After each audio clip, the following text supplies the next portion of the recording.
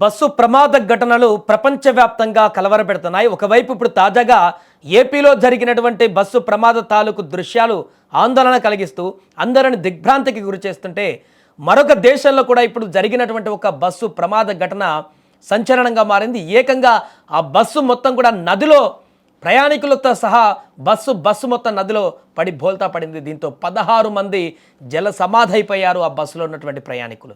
ఈ ఘటన బంగ్లాదేశ్లో జరిగింది. ప్రయాణికులతో వెళ్తున్నటువంటి బస్సు పద్మా నదిలో పడిపోవడంతో 16 మంది మరణించారు. ఈద్ పండుగ జరుపుకొని ఢాకాకు తిరిగి వస్తుండగా డౌలాల్తిదియా పెరిఘాట్ వద్ద ఈ యొక్క ఘటన చోటు చేసుకుంది. పలువురు పిల్లలు, మహిళలు సహా సుమారు 40 మంది ఆ బస్సులో ఉన్నారు. ఈ ప్రమాదం జరిగినప్పటి నుంచి చాలామంది ప్రయాణికులు అక్కడ గల్లంతయ్యారు. నదిలో పడిపోయిన తర్వాత బస్సు బోల్తపడి నదిలో పడిపోయిన తర్వాత కొంతమంది ఆ కిటికీ అద్దాల నుంచి పగలగొట్టుకొని బయటికి వచ్చి ఆ నదిలో తేలినటువంటి కొంతమందిని అక్కడ తాళ్ళ సహాయంతో వారు కాపాడేటువంటి ప్రయత్నం చేశారు. కొంతమందిని కాపాడారు కూడా.